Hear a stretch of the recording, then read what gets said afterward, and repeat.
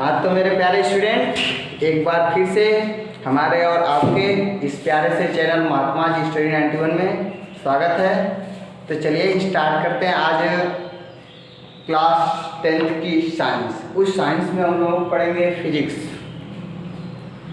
देखिए, हम लोग जो कवर कर रहे थे इलेक्ट्रिक करंट वाला टॉपिक, जो चैप्टर नंबर 12 का था, उस पूरे टॉपिक को हम लोगों ने थ्योरी उसकी कवर कर लिए थे, स्टडी कर चुके थे।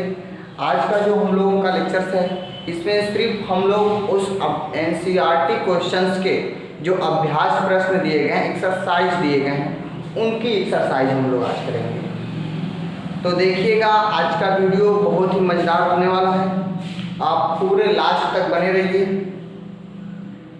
हम लोग इस क्वेश्चन को क्रम से NCERT का एक एक क्वेश्चन इस पर सॉल्व करेंगे। लेकिन इससे पहले आप लोगों से एक रिक्वेस्ट है कि आप लोग कभी भी वीडियो देखेंगे तो बुक और पेन और कॉपी साथ में लेकर के ही पढ़ेंगे, तब शायद बहुत अच्छा बेहतर रहेगा, और साथ साथ नोट्स बनाते रहेंगे। तो चलिए हम स्टार्ट कर रहे हैं क्वेश्चन नंबर फर्स्ट NCERT से।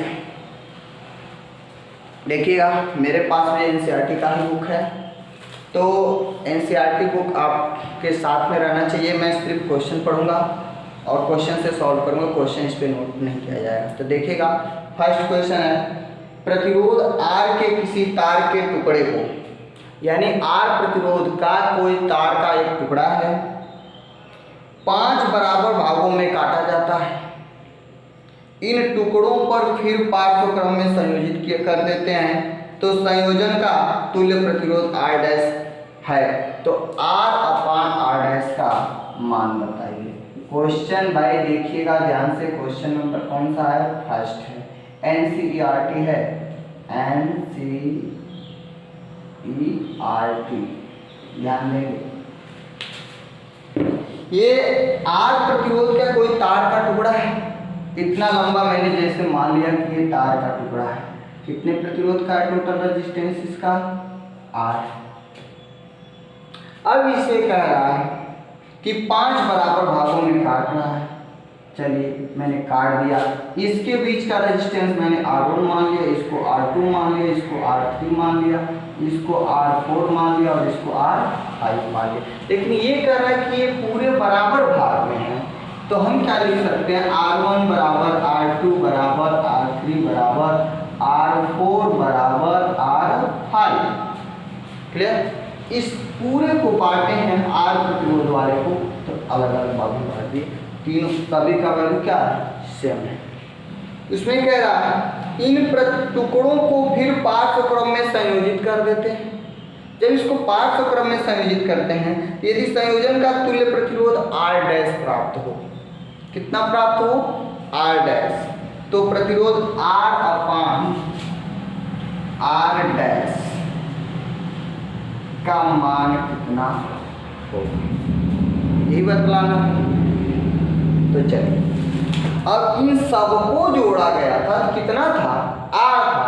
ये वैल्यू सेम है, तो एक प्रतिरोध का मान निकालेंगे तो कितना आएगा मेरे भाई? यहाँ से देखिएगा, मान लेंगे इसको 5 बराबर भागों में काटे तो कितना प्रतिरोध आया? R1 बराबर R2 बराबर R3 बराबर R4 बराबर R5 बराबर कितना मिलेगा? इसी R को तो 5 भागों में बांटे हैं, तो R/, कितना हो जाएगा? 5। एक प्रतिरोध का मान R/5। तो कितने प्रतिरोध मेरे पास हैं? 5। 5 को जोड़ेंगे तो इतना आ जाएगा, इसे R/5 आ जाएगा। कंप्लीट हुआ, इतना समझ में आया। अब देखिए, कह रहा है कि इनको, ये R1 R2 R3 R4 R5 को किसमें जोड़ा जा रहा है? पार्श्वक्रम में। पार्श्वक्रम का मतलब क्या होता है? समांतर क्रम में। तो आपको उसका तुल्य रेजिस्टेंस कितना दे रहा है? R dash. तो अब लिखेंगे पार्श्व क्रम में जोड़ने पर तुल्य प्रतिरोध R डैश हो, तब लगा देंगे पार्श्वक्रम का रूप 1/R डैश ही होता है, अपन 1/R1 plus 1/R2 plus 1/R R3 plus 1/R4 plus 1/R5। R1 R2 R3 R4 R5 के मान रखेंगे। चलिए, तो 1/R equals to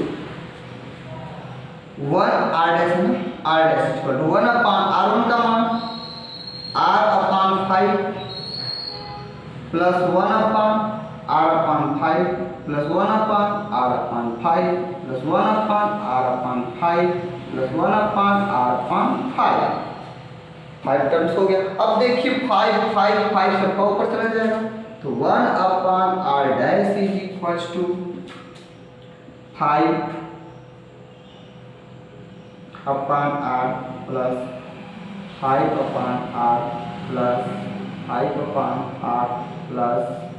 5/R plus 5/R। 5 कितने टर्म्स? 5 टर्म्स। तो कितना आ जाएगा? 25। 1/R' equals to 25/R। सबका एल्सियम तो सेम मिलेगा। अब यहाँ से देखिए R को मैं इसके ऊपर ला सकता हूँ, क्या मिलेगा? R ऊपर ले लेता हूँ, ये दिखाई देगा R/, देखिएगा R को कितने मल्टीप्लाई किया upon R' is equals to कितना बच गया? 25। अब मेरे भाई इसी की वैल्यू हमसे पूछा जा रहा था कि R/R' का मान कितना होगा, तो 25 होगा। देखिए ऑप्शन में कोई मिल रहा है? D option is the correct answer. D option is the correct answer. Write down, note कर लीजिए। नेक्स्ट क्वेश्चन,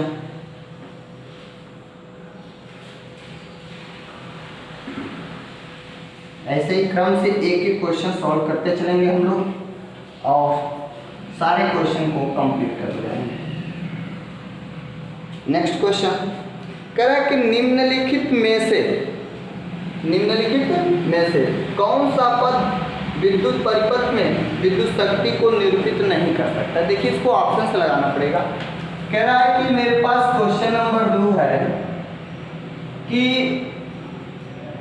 निम्नलिखित में से कौन सा विद्युत परिपथ में विद्युत शक्ति को निरूपित नहीं करता है? तो कोई 3 थे निरूपित करेगा, एक ऑप्शन ऐसा होगा जो निरूपित नहीं करता होगा। तो मैं पहले पूरे ऑप्शन को नोट कर ले रहा हूँ, तब उसके बाद बताते हैं। कितना है? ए ऑप्शन में है 1/25, बी ऑप्शन है, ये तो सेकंड है, I स्क्वायर R कैपिटल है ना। देखिए कैपिटल हो या स्मॉल उससे प्रॉब्लम नहीं है। बी ऑप्शन है I capital R square, C option है भी I और डी ऑप्शन है बी स्क्वायर अपॉन R। देखिएगा जब हम लोग विद्युत शक्ति वाला फार्मूला पढ़ रहे थे तो एक फार्मूला हमको मिला था P बराबर VI, यही मिला है P इक्वल्स टू VI।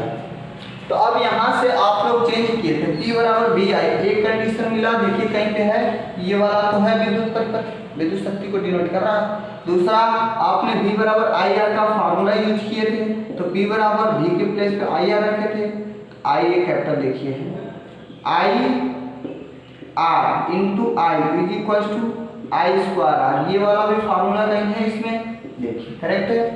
2 मिल गया, विद्युत परिपथ को डिनोट कर रहा है विद्युत शक्ति को। नेक्स्ट है एक मिला था I की प्लेस पे लिखेंगे V/R, ये भी इसमें रख करके देख लीजिए, इसमें रख करके लिख दीजिए, कोई प्रॉब्लम नहीं होगा। P is equals to V into I के प्लेस पर V/R, सॉल्व करेंगे V स्क्वायर अपॉन R। तो देखिए ये भी आपको शायद कंप्लीट हो गया। तो कौन सा ऑप्शन है जो हम लोगों को विद्युत शक्ति को डिनोट नहीं करता है? ऑप्शन नंबर बी, विद्युत शक्ति को डिनोट नहीं करता है। Correct answer. नेक्स्ट क्वेश्चन,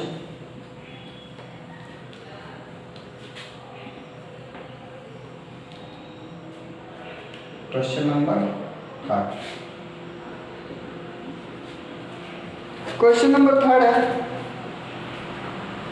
किसी विद्युत बल्ब का अनुमतांक अनुमतांक का मतलब उसकी वैल्यू दिया है 220 वोल्ट 100 वाट, यानी कि 220 वोल्ट, वोल्ट किसका मात्रक है विभव का, V इक्वल टू 220 वोल्ट।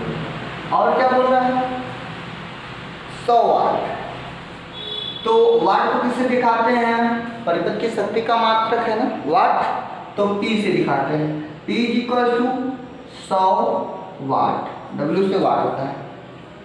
जब इसे 110 वोल्ट पर प्रचलित करते हैं, कितने वोल्ट पे चलाते हैं भाई, कभी इसको 110 वोल्ट पे चलिए हमने चलाया 110 वोल्ट पे, कब, जब इसे प्रचलित करते हैं तब इसके द्वारा भूत शक्ति कितनी होगी, तब उसकी शक्ति की वैल्यू कितना होगा, तब मैंने मान लेता हूँ उसकी शक्ति P डैश हो जाएगा is equal to question mark. फिर से मैं क्वेश्चन को रिवीजन करता हूँ। क्वेश्चन ये करता है एक विद्युत बल्ब है, उसका अनुमतांक उस पर लिखा है 220 वोल्ट 100 वाट। यदि उसी बल्ब को हम 110 वोल्ट पे चलाएं तब उसकी शक्ति हमें कितना मिलेगा। देखिएगा सबसे पहले जो बल्ब बना है उस बल्ब का हम लोग रेजिस्टेंस पता कर लेते हैं इन दोनों का, तब इसके बाद यहाँ से उसकी शक्ति की गणना कर लेंगे, करेक्ट। तो देखिएगा यहाँ से सॉल्यूशन तो ये यहीं से ले लेंगे इसको गिवन दैट में, यहाँ से निकालेंगे शक्ति का मान 220 वोल्ट पे 100 वाट पे चलाया जाए तो उसकी प्रतिरोध की वैल्यू कितना होगा। तो चूंकि ये फार्मूला पढ़े हैं P बराबर V square upon R, P और V R के संबंध में, P V और R के संबंध में, तो यहाँ से R का वैल्यू मिलेगा V square upon P, value रख देते हैं, V की वैल्यू कितना है 220, तो 220 इंटू 220 अपान P का वैल्यू 100, तो 100 हो जाएगा। अब इसको सॉल्व करेंगे तो शून्य से शून्य कैंसिल हो गया। अब सॉल्व करेंगे तो 22 गुना 44 को 4, 22 गुना 44 4 48, 484, ये किस में आ गया ओम में, यानी विद्युत बल्ब का जो रेजिस्टेंस है वो कितना है, कितना ओम। कह रहा है कि अब इतने ओम वाले रेजिस्टेंस को बल्ब को जब हम 110 वोल्ट का करंट देंगे तो उसमें शक्ति कितनी आएगी। तो देखिएगा इतने ओम प्रतिरोध को इतना वोल्ट पे चलाने प्राप्त शक्ति यही ना, तो P dash is equal to, एक बार फिर से फार्मूला V डैश का स्क्वायर अपान R, करेक्ट, यहाँ पे लिख देंगे अगेन। तो यहाँ से किसकी वैल्यू चाहिए मुझे, शक्ति का चाहिए P डैश का मान, तो V की वैल्यू इस बार क्या रखेंगे 110, तो 110 इंटू 110 अपान R का वैल्यू 484, सॉल्व कर लेंगे। देखिएगा 2 शून्य से मिल जाएगा, 11 में 11 से गुणा होगा 121 इंटू कितना 100 अलग हो गया, 2 शून्य इसका ले लिया अपान 484। यदि इसको डिविजिबल करेंगे तो 121 से शायद एक कट जाएगा 4 टाइम्स में, देखिए 4 एकन्ना 4, 4 गुना 8, 4 एकन्ना 4, सही है। तो 1/4 इंटू 100, तो सॉल्व करेंगे तो 25 चौका 100, ये आपका आ गया P डैश का मान कितना 25 वाट, यानी पहले आपकी शक्ति कितना थी 100 वाट, अब कितना हो गया 25 वाट, अर्थात उसका चौथाई हो गया कि नहीं हो गया। अब यदि आप निकालेंगे P अपान P डैश तो कितना हो जाएगा, पहले P का मान कितना था 100 वाट, अब कितना हो गया 25 वाट, कब जब 110 वोल्ट पे इसको चलाएंगे तब, तो इसकी वैल्यू कितना आ जाएगा 1/9 कुछ तो कितना हो जाएगा, चौथाई हो जाएगा, 4 आ जाएगा। यदि इसको पलट देंगे P डैश अपान P तो 1/4, यही ना। कुल मिला करके जब उसे 110 वोल्ट पे चलाएंगे तो उसकी शक्ति पहले वाले की 1/4 हो जाएगा, चौथाई भाग, ऐसे ही देखिए 25 वाट। क्लियर हो गया, नोट करते रहिए, चलते हैं आगे। कोई ऑप्शन मिला 25 वाट, डी ऑप्शन सही है, D option is the correct answer.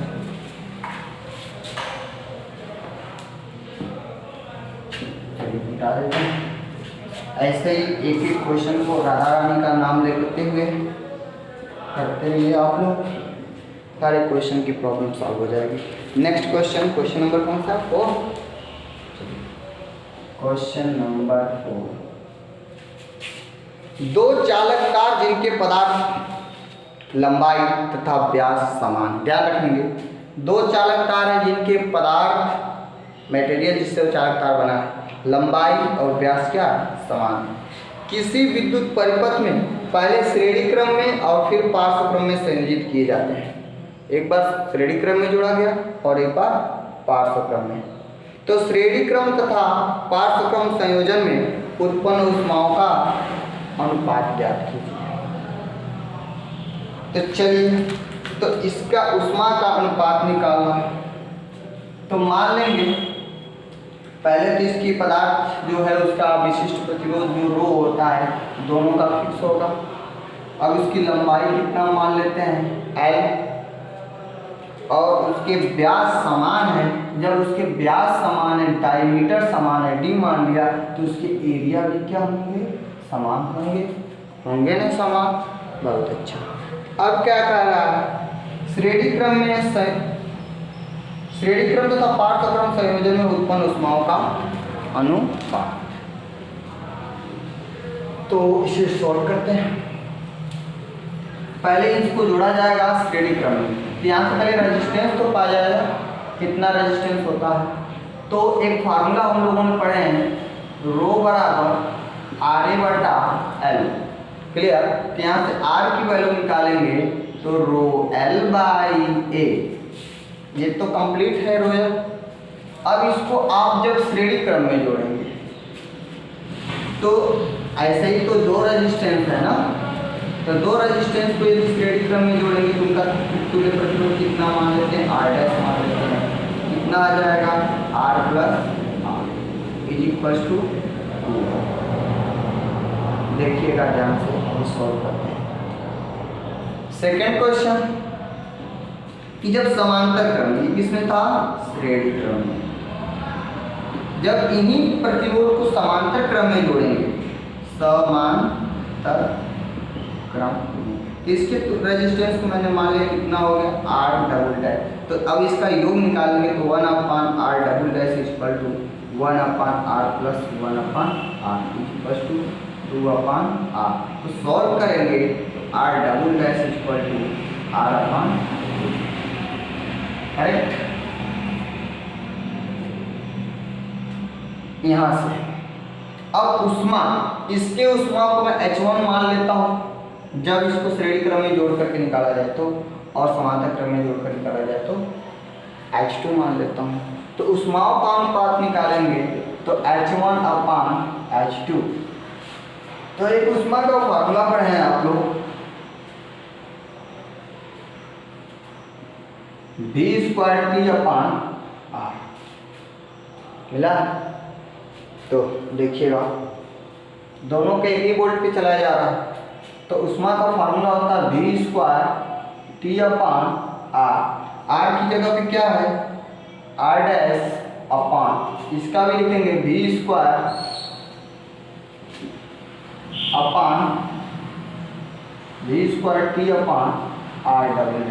तो V²T से V²T कैंसिल हो जाएगा, ये R' ऊपर चला जाएगा, कितना बचा? H1/H2 = ये तो कैंसिल हो जाएंगे, R'/R'। अब बताइए R' का मान कितना है? R' का मान कैपिटल R/2 R' का मान जो श्रेणी क्रम में जोड़ा गया था कितना है? 2R। यही है।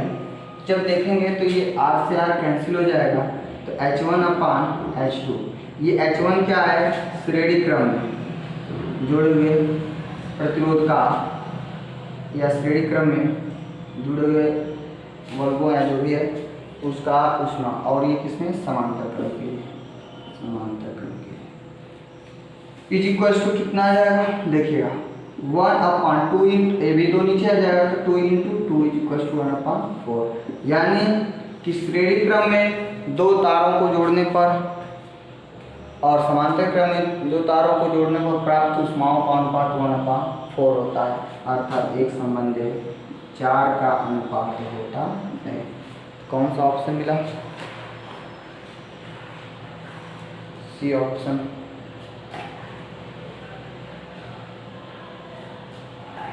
क्वेश्चन नंबर 4 का सी ऑप्शन 1 अनुपात है, होता है। ठीक है, चलिए नेक्स्ट क्वेश्चन।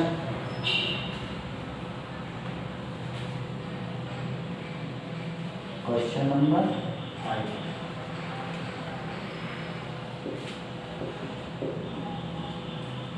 क्वेश्चन 5, किसी विद्युत परिपथ में दो बिंदुओं के बीच, कोई विद्युत परिपथ है, उसमें दो बिंदुओं के बीच, दो पॉइंट होगा, उसके बीच विभवांतर मापने के लिए वोल्टमीटर को किस प्रकार संयोजित किया जाता है। तो देखिएगा, कोई भी विद्युत परिपथ आप बनाते हैं, इससे बैटरी लगाते हैं, इसमें आप एक कुंजी लगाते हैं कि, और इसी तरीके से यहाँ पे आवश्यकता है तो एक बल्ब लगा देते हैं, और ऐसे कनेक्ट करके यहाँ पे अमीटर भी लगा देते हैं, और ऐसे ही लेकर आते थे। जब वोल्टमीटर जोड़ते थे तो वोल्टमीटर को बताया गया था कि इसको किस क्रम में जोड़ा जाता है,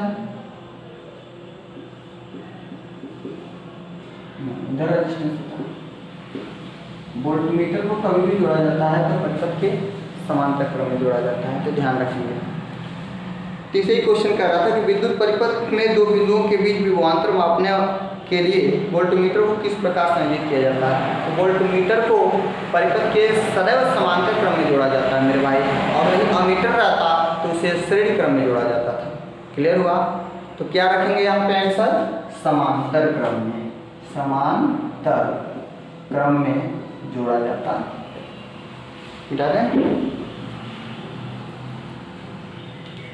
नेक्स्ट क्वेश्चन, क्वेश्चन नंबर कौन सा है? 6। किसी तांबे के तार का व्यास, व्यास को किससे दिखाते हैं? डायमीटर। तो हमने मान लिया तांबे का तार का व्यास d से है, d बराबर कितना? 0.5 mm। देखिएगा, कोई भी क्वेश्चन सॉल्व करते हैं तो MKS पद्धति में सॉल्व करते हैं, MKS सिस्टम में। ये MKS में है मिलीमीटर, नहीं, इसको मिलीमीटर में हम लोग चेंज करेंगे। कितना हो जाएगा देखिएगा, डायमीटर है तो 0.5 × 10⁻³ से गुणा कर देंगे तो इसमें चेंज हो जाएगा मीटर में। अब इसको सॉल्व करेंगे, d एक दशमलव के स्थान है कि स्टैंडर्ड फॉर्म लगेंगे, इसको बढ़ा देंगे तो 5 × 10⁻⁴ इसमें आ गया मीटर में। आगे क्वेश्चन, किसी तांबे के तार का व्यास 0.5 मिलीमीटर यानी इतना मीटर तथा प्रतिरोधकता, प्रतिरोधकता देखिए किसको कहते हैं? विशिष्ट प्रतिरोध को कहते हैं। प्रतिरोधकता 1.6 × 10⁻⁸ ओम मीटर है।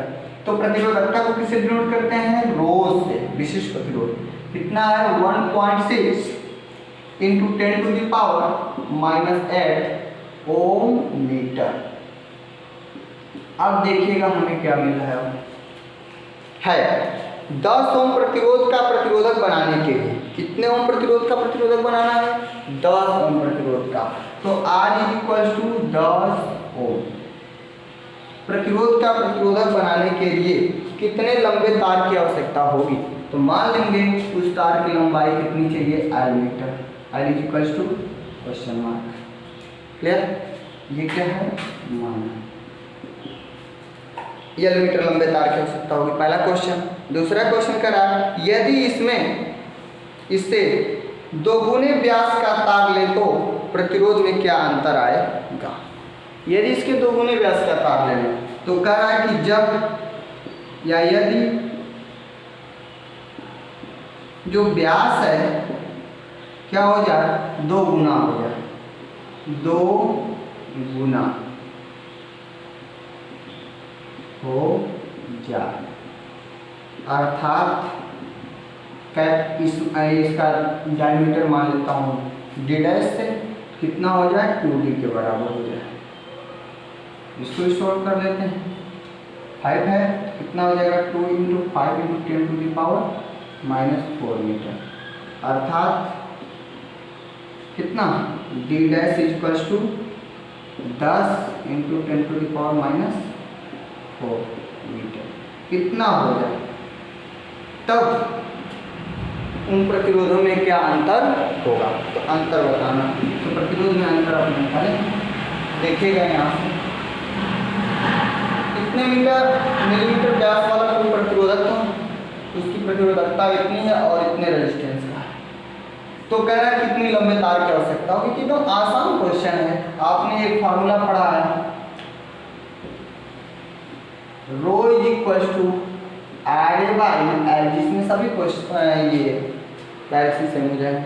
अब यहाँ से किसकी वैल्यू चाहिए, लंबाई का, तो एल बराबर निकाल लेते हैं are A by rho.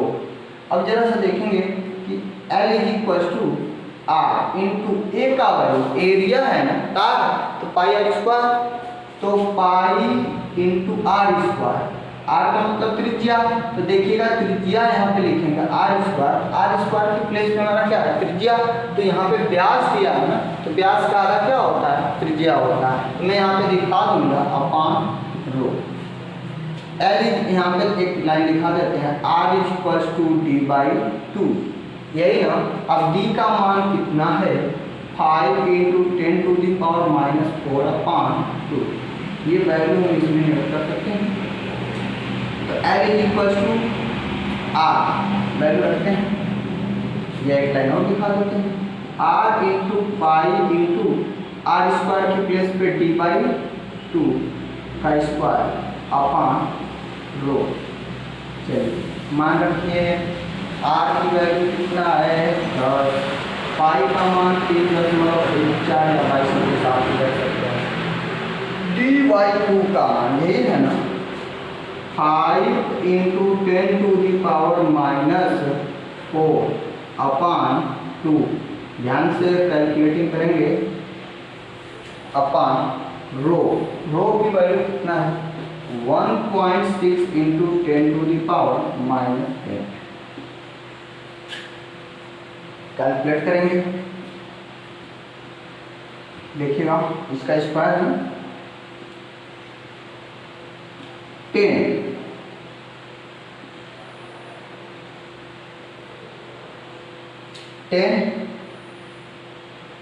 Into 3.14 into इसका यदि वर्ग है तो क्या लिख सकता हूँ, 5 इंटू 5 2 टाइम्स अपान देखिए 2 जो है इसके नीचे लिखूंगा, इंटू इसका वर्ग करेंगे तो 10⁻⁻8 होल अपान नीचे का लिखिएगा 1/6 इंटू 10⁻⁻ कितना -8 इंटू कितना, ये वाला 2 गुना के 4, करेक्ट। ये जरा देखेंगे 10⁸ से 10⁸ -8 कैंसिल हो जाएगा, और कुछ कैंसिल होने वाले हैं। हाँ एक बात इसको देखेंगे, 10 का इसमें मल्टीप्लाई करेंगे तो एक स्थान यहाँ पे कुछ जाएगा। तो अगले वाले स्टेप में हम लोग लिख लेते हैं, यहाँ पे ऊपर ही लिखते हैं,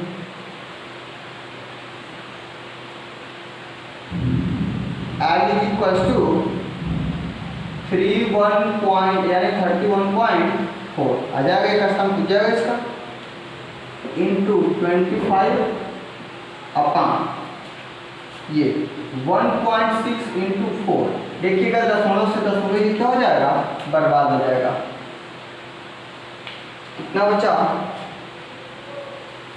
31340 इंटू 25 अपान 60 इंटू 4।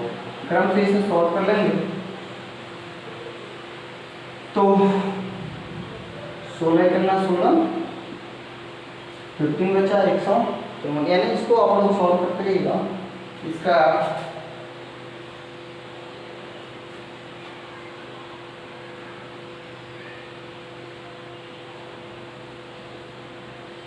करेक्ट आंसर आपका 122.7 मीटर समथिंग आएगा। कैलकुलेट कर लेंगे इसे। अब इसमें नेक्स्ट क्वेश्चन हमसे ये कह रहा था कि यदि इसके 2 गुने व्यास का तार लें, लंबाई सेम रहे, पदार्थ वही रहे, लेकिन इसका व्यास क्या हो जाए, इस बार चेंज हो जाए, तो उसमें क्या अंतर आएगा, देखते हैं क्या अंतर आएगा। दूसरा ऑप्शन है। यदि इसका व्यास दोगुना हो जाए तो उसके प्रतिरोध में क्या अंतर आएगा? देखिएगा, एक फार्मूला हम लोग नहीं पढ़े हैं, R equal to rho L by A. R equal to मिला था हम लोगों को, या रो बराबर आर ए बटा एल होता है।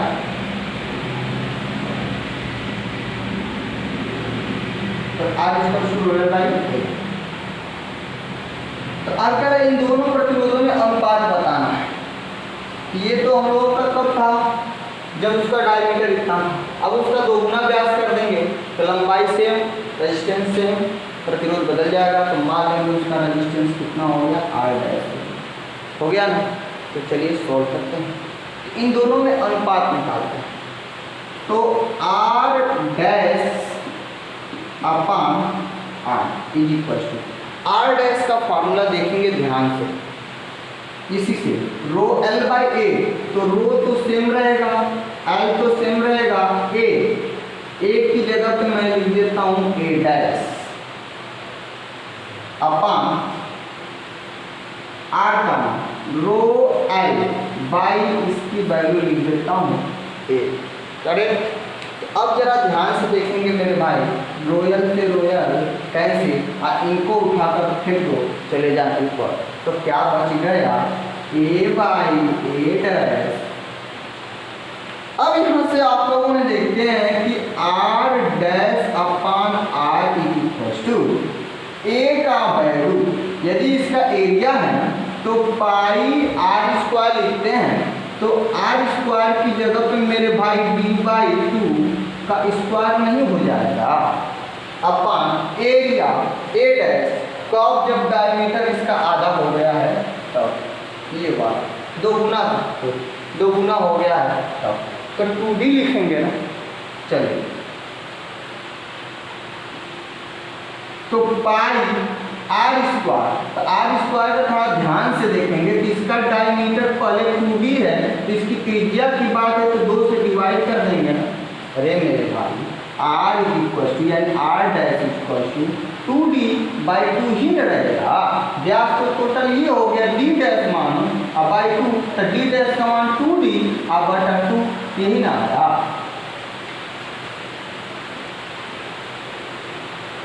तो धीरे धीरे सॉल्व करते रहिए।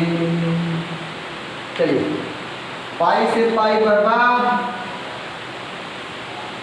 डी पर 2 अपान 4 आ जाएगा ना, डी पर 2 अपान 4 और होल अपान ये 2D है तो 2 से 2 बर्बाद हो गया, एहू में क्या बच गया, डी पर 2। अरे मेरे भाई, डी से डी स्क्वायर खत्म, तो क्या बच गया, 1/4।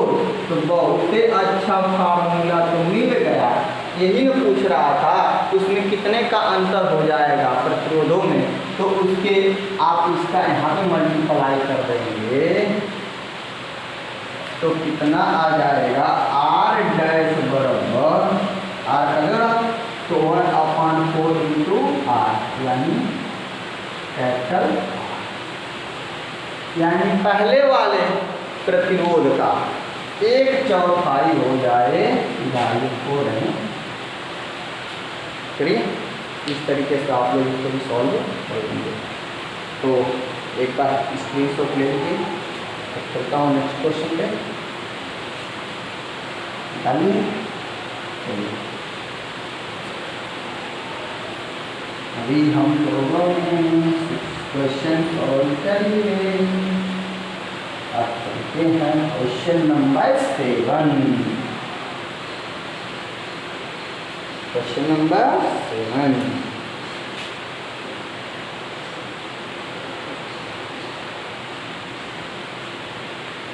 क्वेश्चन नंबर 7 क्या कह रहा है, तो इधर आ गया।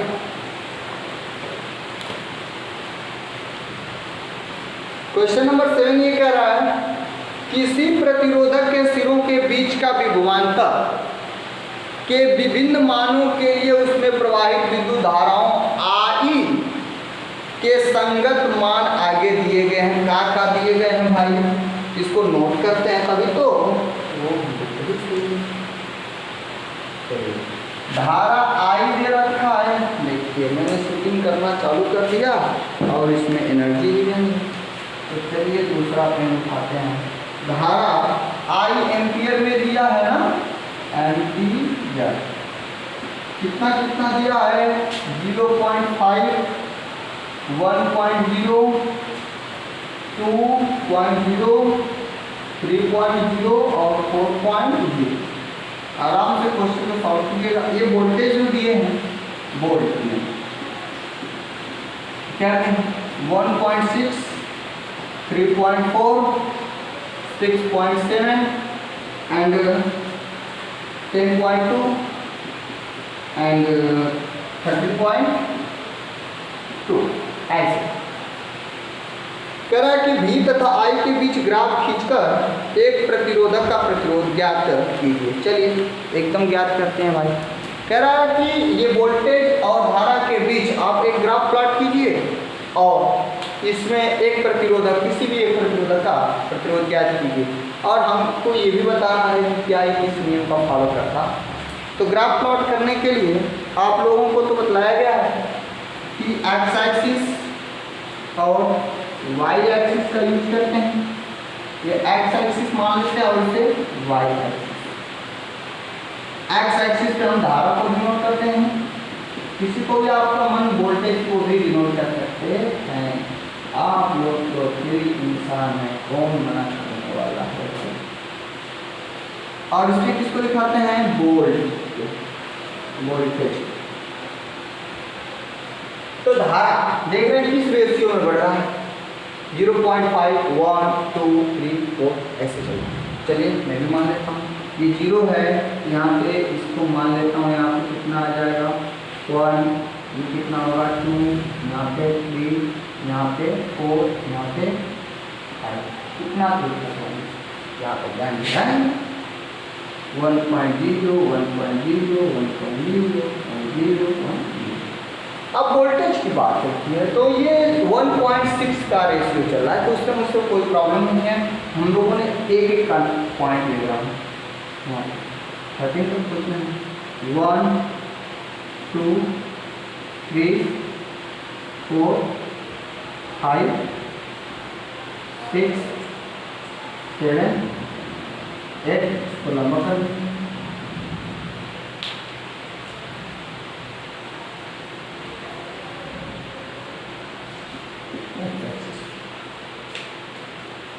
नाइन, 10, 11, 12, 13। अब देखिएगा इसमें ग्राफ प्लॉट करना है। जब हमारा धारा 0.5 कहाँ है? अरे भाई 0 और 1 के बीच में ही ना आएगा 0.5। 0.5 पे है तो उस समय वोल्टेज कितना 1.6। अब 1.6 को खोजना है तो 1.6 कहीं 1 और 2 के बीच में रहेगा, तो मैंने मान लेता हूँ 1.6 में आते 1.5 से कुछ आगे आएगा। तो इसका ग्राफ इस बार ये किस पे है, तो फिर से आप लोग सॉल्व करेंगे अच्छी तरीके से ग्राफ प्लॉट होगा। नेक्स्ट में कह रहा है कि जब इसका धारा किस पे है 1 एम्पियर पे, तो वोल्टेज कितना है 3.4। तो 3.4 समथिंग क्या है 3 और 4 के बीच में, तो 1 वोल्ट एम्पियर धारा पे ये आपकी वैल्यू है। नेक्स्ट है 2 एम्पियर पे कितना है 6.7 वोल्ट। तो 2 एम्पियर ही है 6.7, तो ये 6 और 7 के बीच में कहीं पे 6.7 आएगा।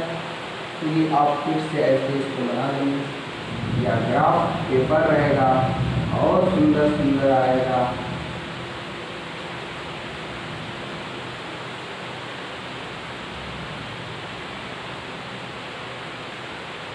नेक्स्ट जब आप कितना लेंगे 3 एम्पियर, तो कितना वोल्टेज है 10.2। तो देखिएगा 10.2 कहाँ पे आएगा 11 और 10 के बीच में ही आएगा 10.2।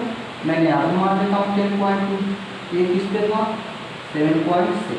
6.7। कितना एम्पियर धारा पे 3 एम्पियर धारा पे, तो 3 एम्पियर धारा यही चल रहा है आपका इसकी डायरेक्शन, ये 10.2। ये सपोज कर लेते हैं। लास्ट है, जब 4 एम्पियर की धारा है तो इसकी वोल्टेज कितना है? 13.2। 4 एम्पियर है ये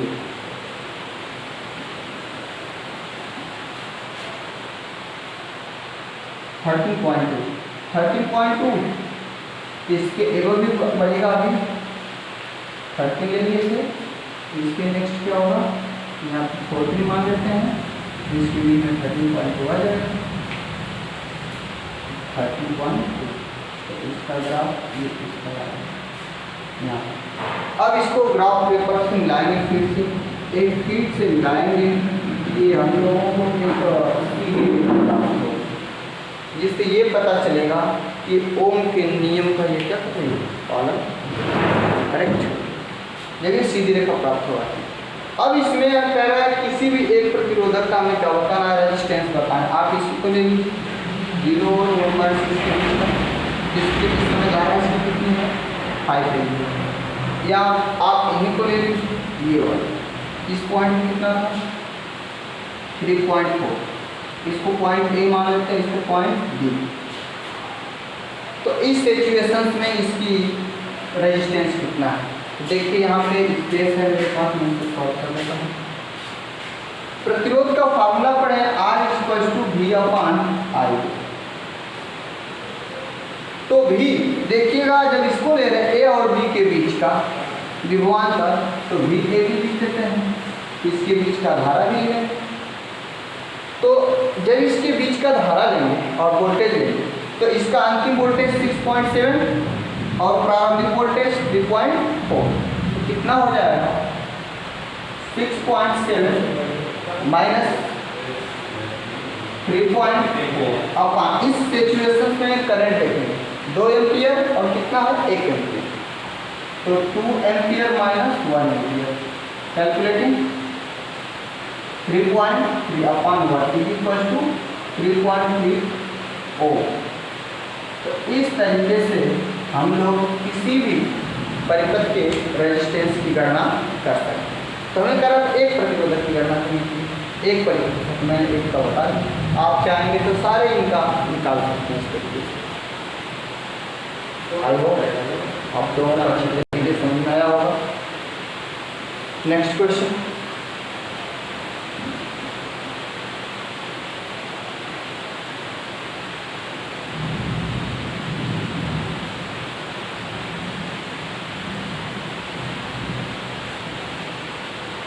क्वेश्चन नंबर 8।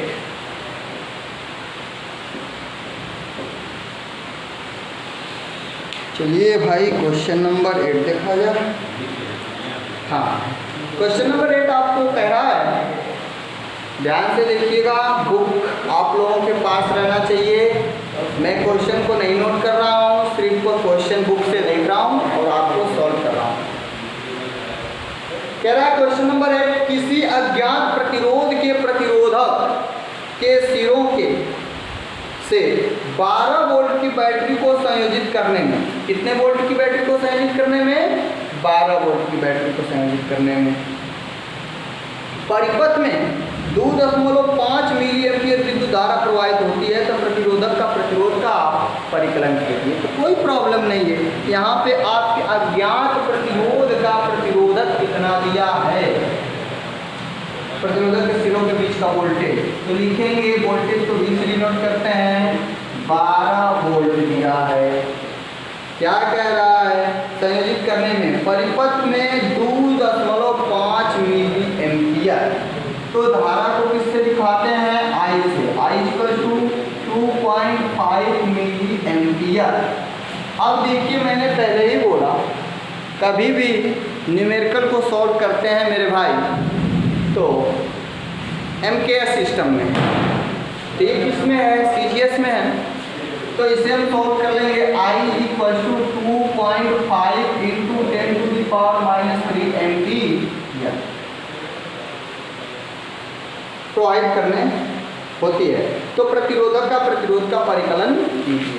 तो प्रतिरोधक के प्रतिरोध का परिकलन करना है, यानी रेजिस्टेंस की गणना करनी है। सॉल्व कर दीजिए। किसका नियम लगाएंगे? ओम का। लिखेंगे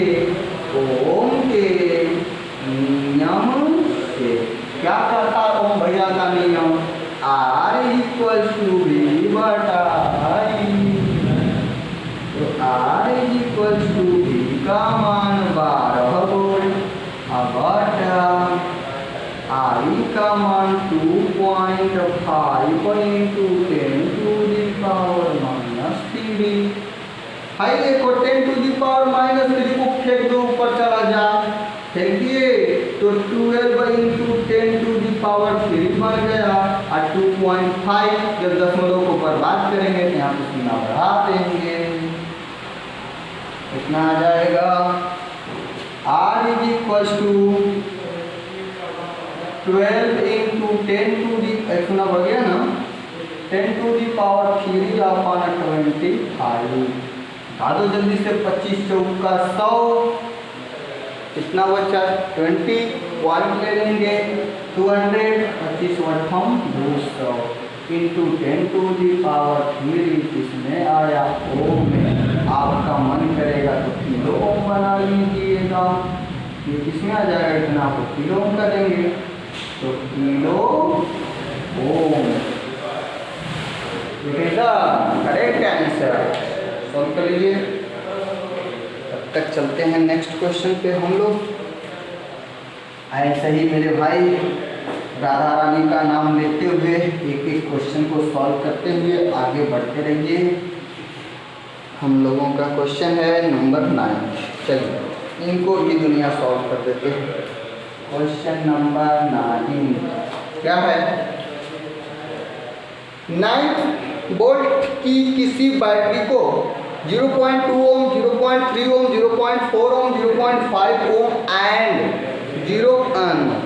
12 ओम के प्रतिरोधकों के साथ श्रेणी क्रम में संयोजित किया गया है।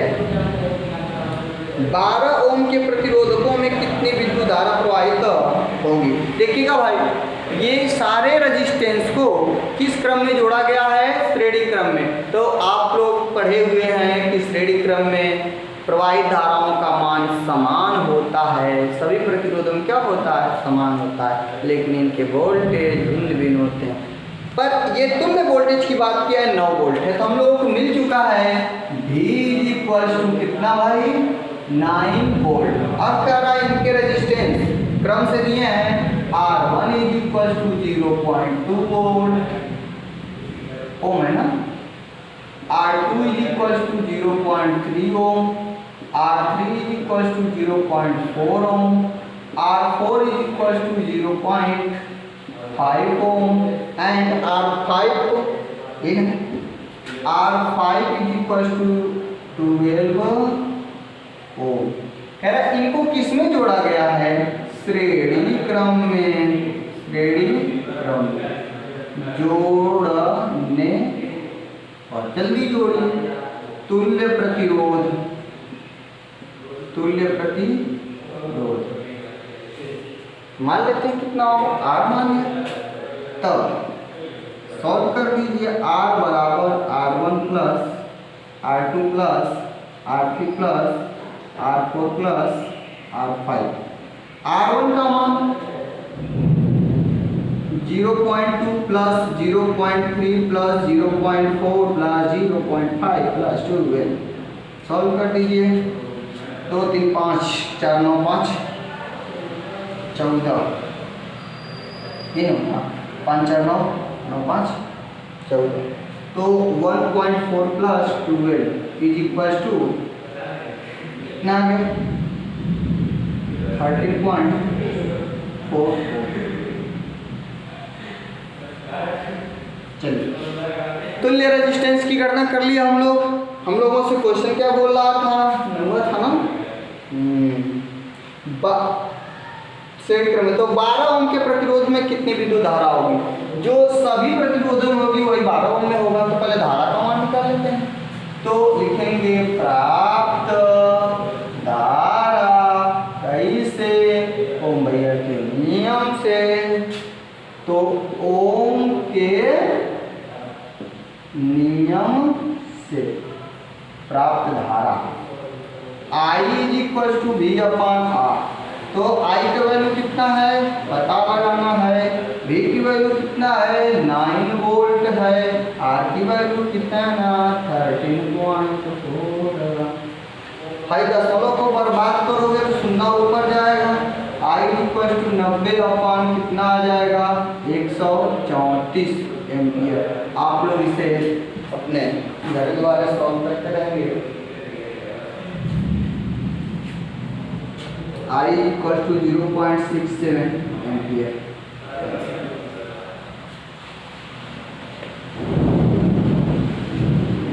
बता रहे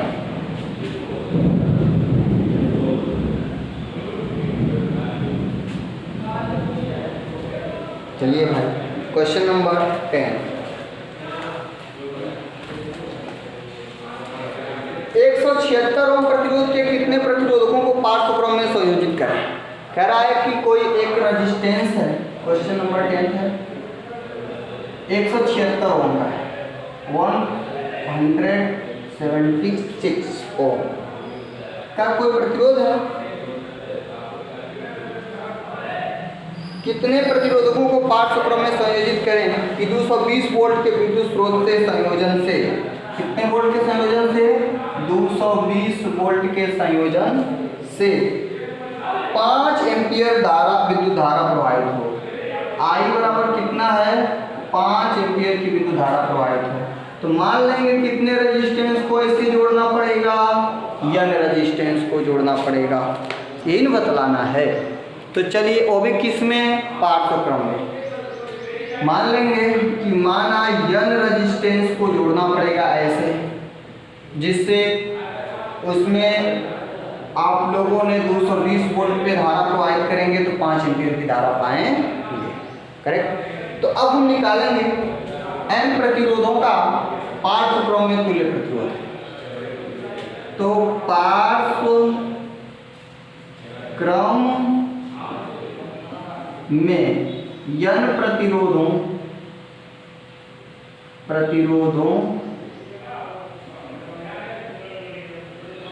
का तुल्य प्रतिरोध कितना R डैश हो तब, चलिए निकालिए 1/R equals to 1/R plus 1/R plus 1/R plus dot कितने बार भैया n बार जोड़ना। तो 1/R dash is equals to n/R मिल जाएगा।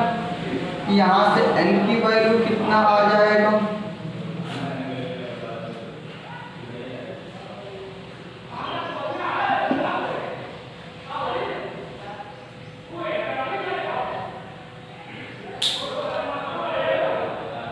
n की वैल्यू कितना आ जाएगा यहाँ से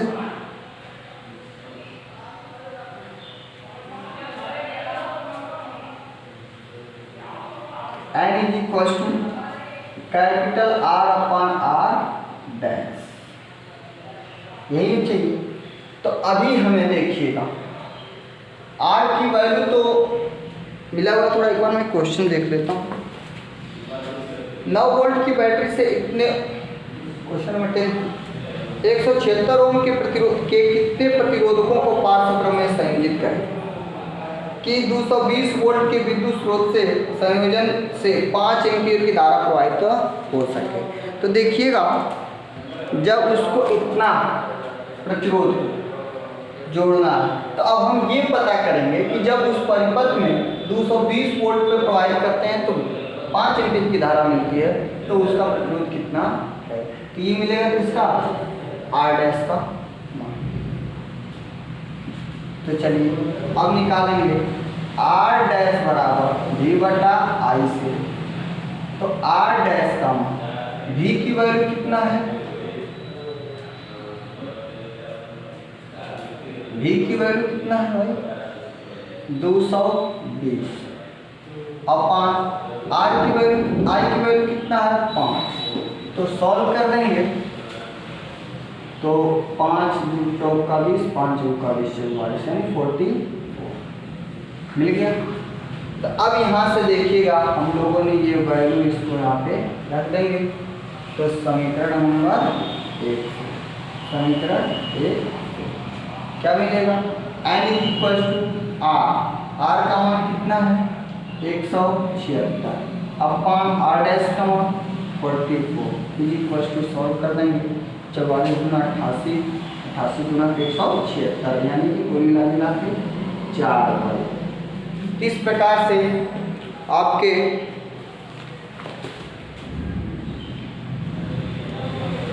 चार प्रतिरोधकों को पाठ्यक्रम में जोड़ेंगे तो उसमें 5 एम्पीयर की धारा प्रवाहित होगी, 220 वोल्ट प्रवाहित करेंगे। क्लियर हुआ? चलिए question number next 10th question को भी सॉल्व कर लिया जाए।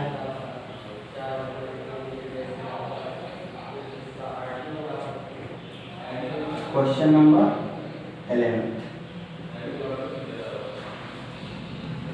यह दर्शाइए कि आप 6 ओम प्रतिरोध के 3 प्रतिरोधकों को किस प्रकार संयोजित करेंगे कि प्राप्त संयोजन का प्रतिरोध 9 ओम और 4 ओम, यानी कितने ओम का प्रतिरोध हमें मिला है भैया 6 ओम का। R इज इक्वल टू 6 ओम का कितने प्रतिरोध हैं 3 प्रतिरोध, 3 प्रतिरोध, यानी इसको मान सकते हैं R1 is equal to R2 is equal to R3 is equal to कितना R is equal to 6 ohm. यही ना कह रहा है, इसको किस क्रम में जोड़ेगा कि एक बार हमें 4 ओम प्राप्त हो जाए और दूसरी बार में कितना हो जाए 9 ओम प्राप्त हो जाए। शायद क्वेश्चन मिला लीजिएगा, पहले 9 ओम है फिर बाद में 4 ओम, इसको 9 ओम बना देते हैं, इसको 4 ओम। तो किस क्रम में जोड़ा जाएगा 6 ओम का 3 प्रतिरोध है, तो पहले क्वेश्चन को सॉल्व करने के लिए 9 ओम में चाहिए। तो देखिएगा इस प्रकार से जब इसको सॉल्व करना होता है तो हमें मिश्रित क्रम का उपयोग करना पड़ता है। मिश्रित क्रम का उपयोग करने का मतलब श्रेणी में भी जोड़ना पड़ेगा और समांतर में भी। तो यहाँ पे देख रहे हैं कि एक किसी भी प्रतिरोध का प्रत्येक प्रतिरोध के प्रतिरोधक से क्या है अधिक है, तो आपको क्या करना पड़ेगा एक को श्रेणी में और 2 को समांतर में जोड़ना पड़ेगा। यदि प्रत्येक प्रतिरोधक से प्रतिरोध की वैल्यू कम होती है तो एक को 2 को श्रेणी में और 1 को समांतर में जोड़ना पड़ता है। क्लियर हुआ? तो देखिएगा इसको क्या करेंगे पता लगाते हैं कितना ऐसे आता है। तो मैंने क्या किया 2 प्रतिरोध R1 व R2 को किसमें जोड़ेंगे श्रेणी में और R3 को किसमें जोड़ेंगे समांतर में। क्लियर?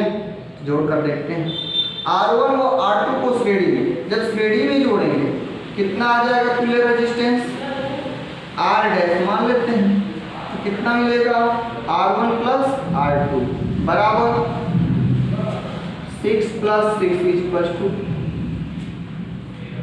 12। गलत हो गया फिर से। R1 को सिर्फ श्रेणी में और R2 व R3 को किस में जोड़ेंगे समांतर में। चलिए तो R1 तो श्रेणी में सिर्फ है, इसको समांतर में जोड़ेंगे। इसके मान लेता हूँ रेजिस्टेंस तुल्य प्रतिरोध R है 1/R2 प्लस 1/R3, तो 1/R dash is equal to 1/6 plus 1/6।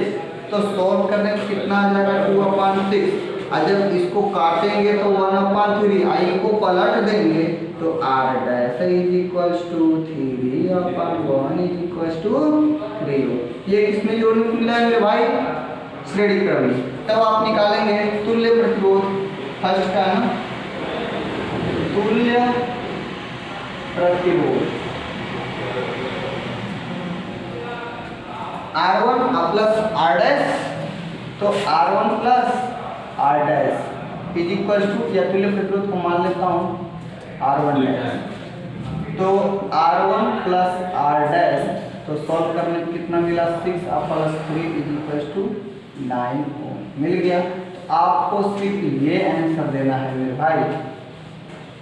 एक प्रतिरोध को श्रेणी क्रम में और दो प्रतिरोधों को समांतर क्रम में जोड़ने से जो तुल्य प्रतिरोध होगा कितना वोल्ट होगा, 9 ओम का आएगा।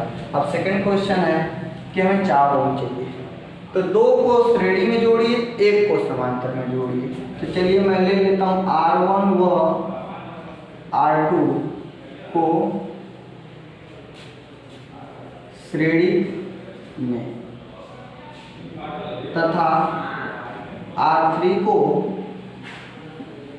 समांतर में। तो ये तो समांतर में है, लेकिन इनको जोड़ा जाएगा श्रेणी में, कितना आ जाएगा 6 + 6 = 12। आई इसका रेजिस्टेंस तो मिला, ये समांतर कितना है 6 ओम। अब 12 ओम और 6 ओम का तुल्य प्रतिरोध निकालेंगे, यही ना। तो अब इन दोनों जोड़ना है, इसको तो समांतर में जोड़ना पड़ेगा। तो 1 तुल्य प्रतिरोध निकालेंगे, तुल्य प्रतिरोध कितना आ जाएगा 1/R2 डैश मान लेता हूँ। तो 1/12 + 1/6, तो 1/R2 डैश = दोनों का एलसीएम 12, 2 प्लस ये कितना आ जाएगा, गलत 1, ये कितना आ जाएगा 2। तो 1/R2 डैश = 3/12। तो दोनों लोगों को पलटी कर दिया जाए तो R2 डैश = 12/3 = 4 आ जाती ना, आ गया ना 4। यानी इसमें आप आंसर क्या देंगे कि जब दो प्रतिरोधकों को श्रेणी क्रम में जोड़कर एक प्रतिरोध को समांतर क्रम में जोड़ेंगे तो 4 ओम प्राप्त होगा। जब दो प्रतिरोधकों को समांतर क्रम में और एक प्रतिरोध को श्रेणी क्रम में जोड़ेंगे तो आपका कितना प्राप्त होगा, 9 ओम प्राप्त। Correct answer.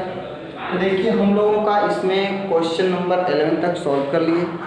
फिर इसके बाद यहीं पे हम लोगों का आज का वीडियो ब्रेक करते हैं। फिर मिलते हैं नेक्स्ट वीडियो में क्वेश्चन नंबर 11 से लेकर के जब तक ये पूरा क्वेश्चन समाप्त न हो जाए तब तक चलेंगे। तब तक के लिए आप लोगों को बहुत बहुत धन्यवाद। Thanks you so much. इसी तरीके से मन से पढ़ते रहिए। फिर मिलते हैं नेक्स्ट वीडियो में।